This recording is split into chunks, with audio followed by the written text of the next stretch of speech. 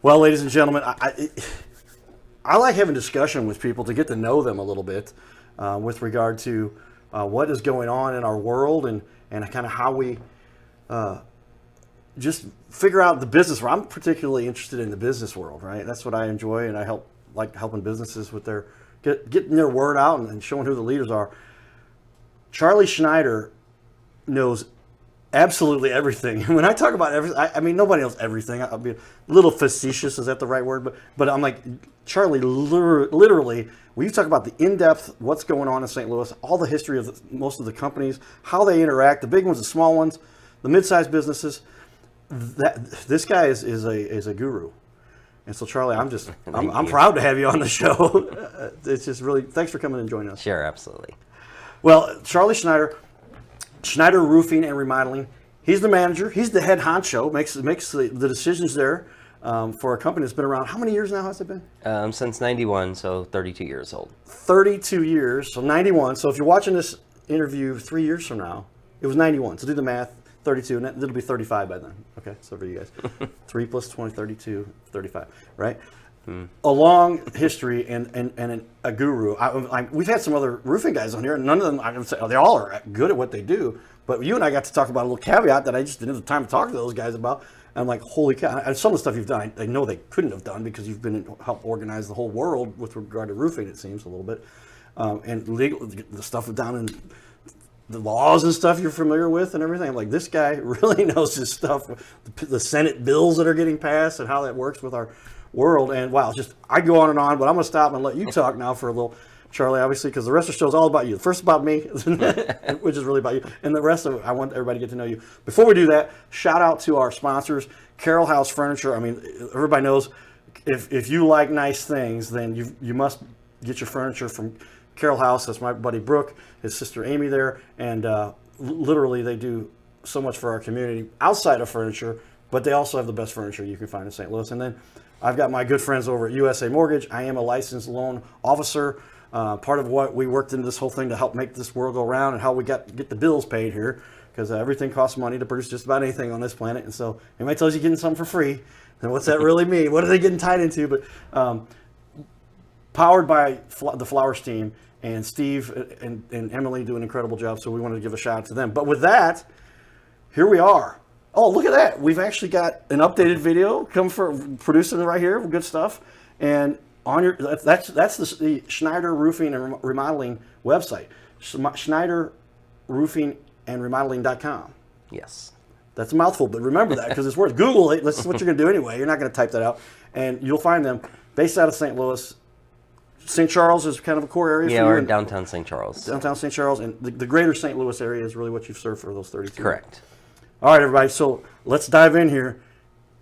Was that an okay intro, everybody? I don't know. We're going with it, so here it is. But tell me, why did you decide to get into this industry? Of all the industries out there, you're a very smart man, I can tell that. Why did you decide to get into the roofing industry? Well, originally, probably the thing that I love most about the construction industry is it's a very rewarding industry. Generally, you can take something from nothing and you build it, and it's there for an enormously long time. So it's always fun to be somewhere where every day the weather's different, every day you're on a different site, every day a little bit different elements, a different spot to work, and just the ability to work with your hands and to create and kind of leave a little fingerprint and where you've been. And it was just incredibly rewarding, so it's probably mostly what drew me to it originally.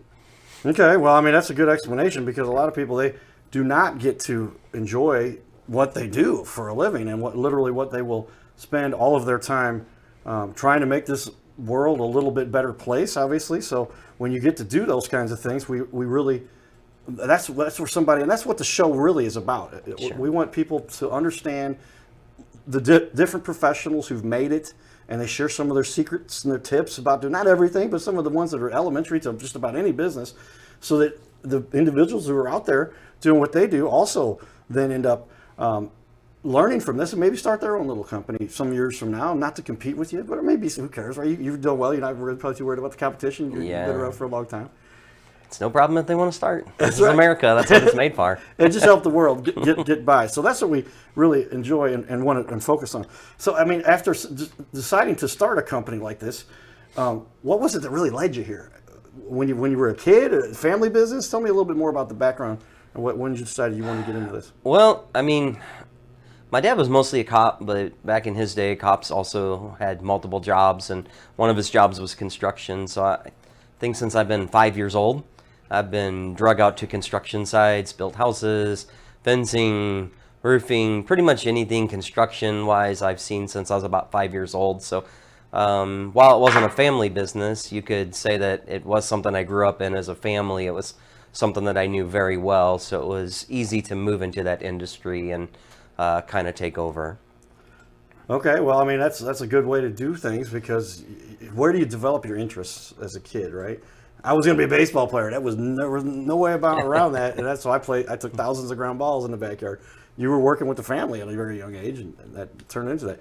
That might have been a more secure path. The odds of making, even if you're good enough, which I'll argue, to be a pro baseball player, still the odds are very small, because there's only 600 of those guys in the world, right? Right. Roofing, you got a little bit better odds, but if you look at what Charlie's roofing company has done to become one of the elite, one of the best, clearly. I mean, if you look at all the reviews, well, let's dive into the reviews here in a minute. But tell me, what along those lines with your background, what's a hobby that kind of you had that might have been tied into all of this to help you develop? You kind of touched on that a little bit there, but tell me more about that if you would. Like a hobby as growing up? Yeah, something as a kid. You're like, this is a thing that kind of spurred some of that. Because I want other people to say, oh, these hobbies lead to things that cause people to become successful. Yeah, I think I was a strange kid. So my hobby was actually starting businesses. The roofing company, I think, was my fourth business I started. So like since I've been about 12 years old, I've had multiple different businesses. Just entrepreneurship like ran through my blood. And so my hobbies was normally working on my business. Well, and that's a great business to have as a hobby. But I mean, to get into it, like, there you go, ladies and gentlemen. Anybody that's going to succeed, there's a good hint as to how you can tell they started business when they were 12. Not everybody does that. Not very many people do that, I would say. Very few, actually. But that's pretty impressive, and it helps us understand what you're doing. What is it when you say, though, is that's your passion, though? Why did this become something you stuck with for so long when you really got down to it? What it was you were doing, and why this is for 32 years now you've been running a business. Well, I mean, I guess that's changed over the years. So when I was young, I was just really good at it. I'm very, very good at it. And so maybe there's like a sense of self-gratification or pride in your ability to be good at your field. And so I really enjoyed it. As you get older, it's not necessarily a field that's very kind to your body. But in today's world, as more of a manager of the projects, it's just the gratification of trying to do your absolute best to satisfy the customer. So it just gives us passion to try to bring a normalcy to an industry that kind of has a black eye in the field. And we were given a motto when we first started in 1991.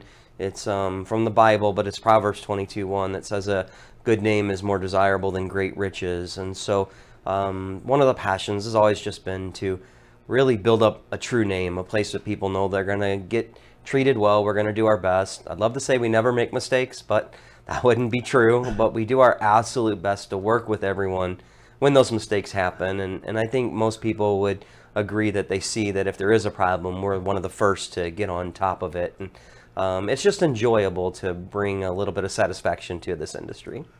Okay, you touched on something I like to highlight very often when somebody brings it up, because a lot of people are afraid to talk about the fact that they've made mistakes. I know we don't talk about that. What do you mean? I'm trying to promote my business here.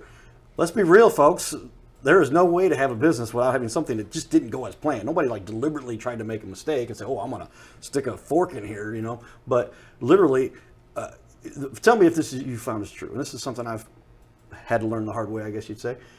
The mistakes, the things that don't go right, you didn't see it coming. Whatever happened, something didn't get completed on time because somebody had a personal crisis or whatever. But those are where you learn the most. That's where you really learn what can go wrong and then how you fix the things that go wrong, and it gives it an advantage. Do you believe that's the case?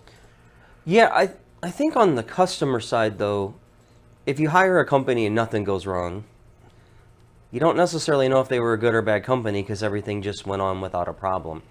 When you really know if you have a good or bad company is when there is a problem. Are they going to bail on you? Are they going to sue you? Are they going to argue with you? Or are they going to listen and try to work through that and make the best of something? And so, like, some of our reviews, if you would take the time to read them all, some of our best reviews are actually reviews where we had issues. And the people are thanking us for working through them and standing behind warranty and figuring out how to make the best of a bad situation. So I think that just the heartbeat of who you really are comes out when there is a problem. Great point, and that's something that's important. So we always vet the people that we invite to be on our show, or the people that we've talked to that come on, and however we get connected in this little planet. Everybody's so interconnected. But with that, I want to talk a little bit about the reviews that we got here. So I'm switching screens here. And over to our screen on the right, you can see I'll do the wide shot here for everybody, but this is our other TV wall. We recently brought up this one as the portable one, but we decided we don't use it enough portably. Let's use it on the show all the time. So you can see a 4.9. Can everybody see that? A 4.9. I'm going to even bring over here and scroll up or down a little bit. There it is. And so that, to me, is like, if you're getting a 4.9, then I'm going to put that for everybody to see. That's like, you're doing things well. There's no way you can get a 4.9 unless you've really worked hard at that, because nobody can get a 4.9 with that. If you had a 5.0, then I'd be like, okay, wait a minute. But you've had Someone's a few cheating. You had a few out there that were like 4s or whatever. But and that just tells me also there were probably some of those people were willing to give you. They wanted to give you a 1 or a 2 based on something that didn't go right, but you had to go in and fix it and make it right, and you did. And then they said, give you a 4, give you a 5. Or maybe they wanted to give you a 6 because they were. But there's it's only a scale of 1 to 5, everybody. But with that, then I'll show a little bit more about those reviews, because that's just one site on the internet that has done a good job reviewing businesses. But everybody's familiar with Google too. And so here we are, 4.8. So between the two, you average a 4.85. And so you get a 4.85 between your two. But take a look at that, everybody. And when you've got a 4.8 on Google and a 4.9 on one of the big national review sites, you've done well. So thank you. Because that's what we want people to see. And we want to encourage people to use your business and the like, but we also want other people to kind of see that if they can shoot for that, right? Why wouldn't you shoot for the stars, they say, right? Because you might just land on the moon, right? And then if you land on the moon, you've done pretty well. So good work there, and we appreciate that, Charlie. Keep up the good work. What would you say is the one thing that sets you guys apart? When it comes down to it, there's a lot of factors that go into making a successful business. What do you think is key? So one of the things with our company is we're not a price point company. We can't play that game at all. So one of the things that has really set our company apart is we're a company of extended warranties. And in today's world, you can understand if you're going to make a $10,000 to $15,000 investment on your home, and might have to pay $500 to $1,000 more to get a lifetime extended warranty that's completely backed by certified installers that have to go through extensive training to qualify. So we have made it to the top category with GAF, which is a Master Elite. Only 3% of companies in our area qualify for that. We're one of 11 here in the St. Louis, Illinois market. So we can offer the greatest extended warranties for our customers to know that once they're done, that really is their last project, other than something like catastrophic, like hail, wind, or fire. Okay, because yeah, you do get into a situation where it's like, I have one of the biggest components for my house that's all lumped into one big piece, right? The roof, and it's got many people. It's this side and this side. Well, not if you got a chimney, right? Not if you have a porch. Not if you. So there's all kinds of caveats that go to that, and water can get in. I just being somebody. I actually worked for a roofing company. My good friend, he's a GAF. I know to be certified there. To GA. What's the award again?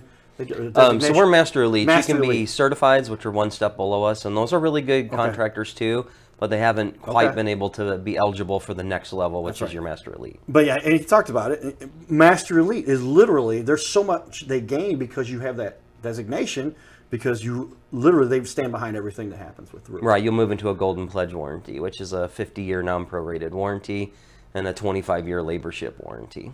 Okay, well that's key, because again, if you're going to get into a situation where you have a roofing problem, and people talk about, I'm not trying to freak anybody out, but these are important things for homeowners to understand, right? And most people are like, I got a house, it looks like it's doing well, and they don't know. There's water seeping in behind the walls. it's going down into the basement or wherever and causing mold to grow. I mean, now you end up with major problems because you saved it and you had your brother-in-law do the roof with you on a weekend job, and now you have a headache of major problems that may not even show their face for 6 months, a year, 5 years later, or something, storm came through and you don't realize because the quality wasn't there. It separated a little bit. Now, what is this the kind of stuff people should be wary of? Yeah, and the problem in our industry isn't necessarily when you get the roof. It always ends up becoming when you do discover a problem. Warranties, if you looked on the BBB, are the number one complaint in our industry. Just most people don't honor warranties, so it was great that you spent a little less and got a roof done, and if there was no problem, that's all the better for you and really good. But when there is a problem, that's normally when you realize how important the warranty is. Or if you'd have a defect, just like a car, every manufacturer has defects. If you just paid $13,000 for a roof and it's defective without a warranty, you might get $2,000 or $3,000, and so you're coming up with another 10 grand out of pocket. So it's just wise to have those extended warranties that you know are going to be backed nationally by a company that's been in business over 100 and something years, which is GAF. All right, well, then I'll get into a little bit of the discussion here.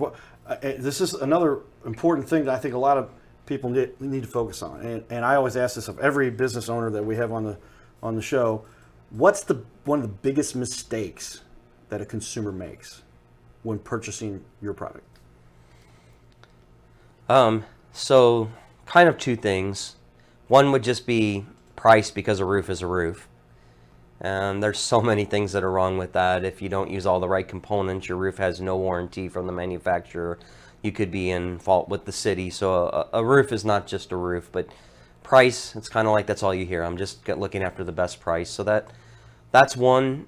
Two, in today's world with all the insurance work, you have a lot of people that will door knock and they'll tell you they work with your insurance, but no one's ever checked them out. They don't know, are they local? Are they a good company? Do they even have insurance? They just sign a document and they lock you in. And then people realize right away that they picked a bad company, but they're in a contingency form, and then they don't know how to get out. And so just being careful to actually know who you're picking, and then also making sure that the person that you pick is going to just honor the warranty. They're going to be in business long enough to handle that, because again, if price is cheap, they have no warranty built in. They can't come back and fix your roof or fix the problem because they gave you a discount from the beginning. How often are these roofing companies, we hear this, something that I know you don't have to worry about as much, obviously, because you have been established, you're here, but they call them storm chasers. And they come to St. Louis, or they go around the country, wherever the business is at, wherever the storm hit. Is that something that people have to deal with? And what should they understand about that? Yeah, so a lot of them are great companies. Like, they're great companies that come from other states. They're not necessarily just small, little, tiny, shady companies, but a lot are.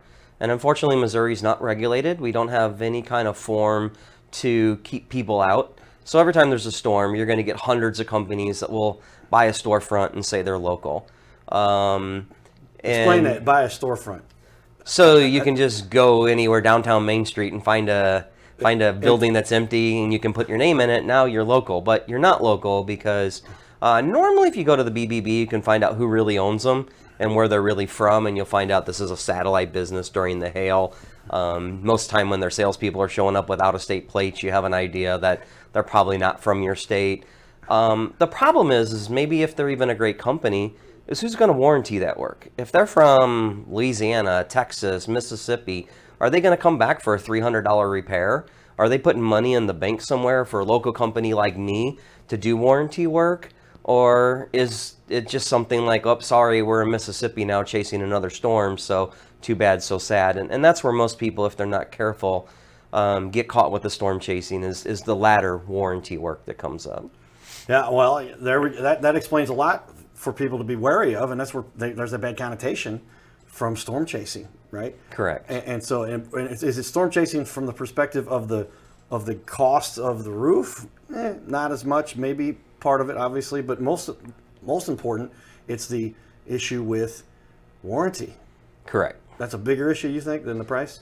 Yeah, I mean, normally when we're in insurance, most companies are trying to work for insurance proceeds, so there's not a big difference in pricing because you're kind of basing your price off the insurance pricing. Right. We're a little bit different. We're kind of a cash company, so we like to just give you a bid and Most time that will match insurance, but we're not trying to just do insurance proceeds. But storm chasers, that's how they work. They'll do it for insurance proceeds. They'll try to supplement the insurance and get a little bit more. And again, they might have great installers and be a great company. They might be a 5-star company in their area, but who's going to take care of a problem once they're not in your area? So you just need to be cautious, even if they're a great company. Along those lines, then tell me, if you will, one time that you recall, and I can imagine over 32 years, there's dozens of times, but one time in particular, at least, where you said, here's a client that really got taken advantage of by someone else, or something fell through, or whatever it was. It could even be something maybe where your guys, maybe they didn't get it right the first time, but you went and made it right. And I just want people to hear that kind of an example, because that's, I think, the essence to success. Sure. Is the people who do that. Or the ones who come around and say, hey, this was a bad situation. We weren't at fault, like I said, but we're going to make it right for you. And that helps. Good karma kind of thing. Yeah, this is going back a long time ago. I would say probably 15 years ago or so. But I remember one time, back when newspapers were a thing, Right. we read in the newspaper of an elderly couple who was on Social Security, and they lived in a home, and someone knocked on their door and told them they needed a new roof. And lo and behold, they got a brand new green roof, exactly what they wanted. But the first time it rained, it leaked everywhere. So the newspaper article investigated, and what happened was the people actually just painted their roof green. And this elderly couple was not able really to get out of the house and had poor eyesight, so they didn't know that was happening. Of course, now they paid someone and their roof was worse, because you can't paint a roof. So we got a hold of the newspaper and tried to find out where that house was, and they were kind enough to let us know who that was, and we met the couple, and they desperately needed help. They had no money, so we were able to tear off the roof and put a roof on correctly for them, and make a right wrong. Like that's what makes our industry look bad. And so it was nice to be able to take something that happens wrong in our industry and just kind of make a right wrong for these people. And obviously they were extremely grateful, and no longer had paint on their roof. So. Well, those are the kinds of examples we're really trying to exemplify, because I think a lot of businesses across the board, I mean, it's one of the most difficult things about running and owning a business is the owner probably most times, you hear about these crazy stories where the guy knew he was taking advantage of people, and he did that, and he snowed all of his employees, right? Right. But most often it's the boss is running it, trying to do a great job, but they have a employee who's maybe not necessarily as dedicated, let's just say. And then they end up with something where they go, well, the employee told me this and the employee told me that. And it's like, well, the employee should not have told you that. But we're going to make it right anyway. And that's just something. And so then that's kind of along the lines of what you had there. But wow, stepping up and taking care of somebody like that, and that kind of, because when you're doing that, tell me if I'm right. I've been in the industry a little bit, like one of my best friends, is what he does. And you get to know the industry a little bit. And this isn't like a $400 deal, right? A roof is typically $10, $15, $20, $25,000, depending on what roof you've got. But tell me, what are some of the costs that people should expect when they're really getting into this kind of stuff? And then what you were doing there in that particular case to help them. Yeah, I mean, things are constantly changing very, very fast in today's world. But I would say that the average home in the St. Charles market is going to be between $10,000 and $13,000. Obviously, some are more, some are less. But if you're not seeing something in that $10,000 to $13,000 range, and siding probably in closer to that $10,000 to $15,000 range, that's going to be a fairly normal kind of thing. That's probably a pretty common number you're going to see in our industry today. Well, again, kudos, because when you get to talk to experts who are so knowledgeable, like we have in our studio today, Charlie Schneider, the history you've got is tremendous. And I mean, and the truth is, I'm sitting next to him here. He doesn't look that old. I know how old he is, actually, because we figured out that we're about a year apart from each other. And I'm just like, wow, what you've gained. I guess that stems from your starting running businesses when you were 12 years old. So you've got 30-something years of experience, plus 40 if we're getting into whatever range there. I don't want to give away his age, but does a great job. I'm going to show a little bit of some of the stuff. And if you would reflect with me a little bit, as I'm going to put this on the wall for everybody to see. But this is a picture you have on your Facebook page. So they've got a great looking Facebook page, everybody. Lots of information out there, but I'm putting you on the spot with this, because I didn't tell you I was going to do this.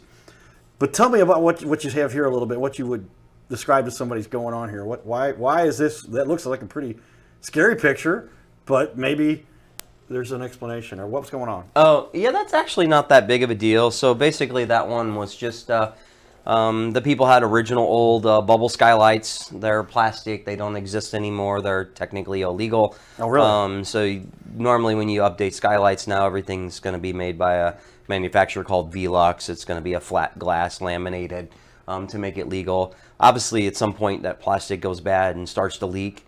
And so here we're able to leave the frame. The frame's still good, so there's no interior work. And just took the old plastic bubble. That's what you see all broken there. It's just that plastic dry rotted. And I'm not sure, there should be a picture after that of the completion. Well, I'm gonna we're going live on the spot here, everybody.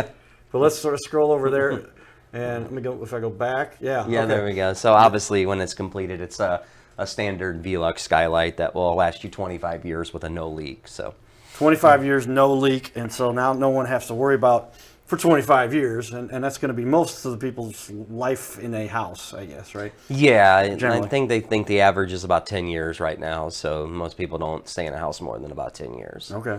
Well, yeah. So how often do people really get warranties that are lifetime or 20 plus years? What's the standard warranty with a roof these days?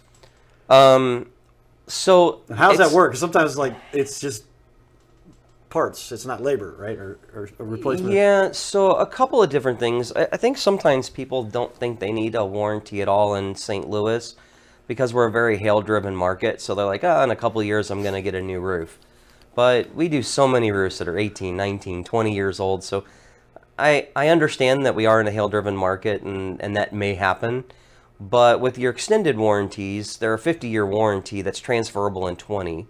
So if you're going to sell your house year 18, people are going to be a little upset that you have an 18-year-old roof, but you just transfer that warranty. It still has 32 years left on it. So it's a great selling point. It's a great reason to have the right roof in the first place. Roofing companies are all over the board. A lot are only offering 1 to 3 years on labor. Your better companies are offering 10 to 15. With the GAF, you're getting 25 years. So you get a pretty long, you can get a 25-year labor warranty. So one of the longest warranties out there. All right, everybody, this is the Cardinal Cowboy. You're listening to one of the best gurus with regard to roofing and in business in general, right here with Mr. Charlie Schneider. And it's just awesome to have you in the studio. We're going to talk for about another half hour here, but the part of the show that's airing right now on our broadcast on ABC is almost up here. I told you it goes fast. But we're going to talk about a couple of key things that are important that you should know about. So go check out the full interview on our YouTube channel. This will be on Charlie's YouTube channel, Schneider Roofing and Restoration. And there's a lot more we need to cover. And one of the topics we're going to talk about is the process you go through when getting into a roof. And a lot of people, what is that process? How does it? And it's a little tricky because in the industry that is this, insurance gets involved, and how does that work? And that's really important. So with that, we're going to be back in just a minute, continuing on here. But stay tuned for the whole show. Check it out on our Your Little Castle, etc.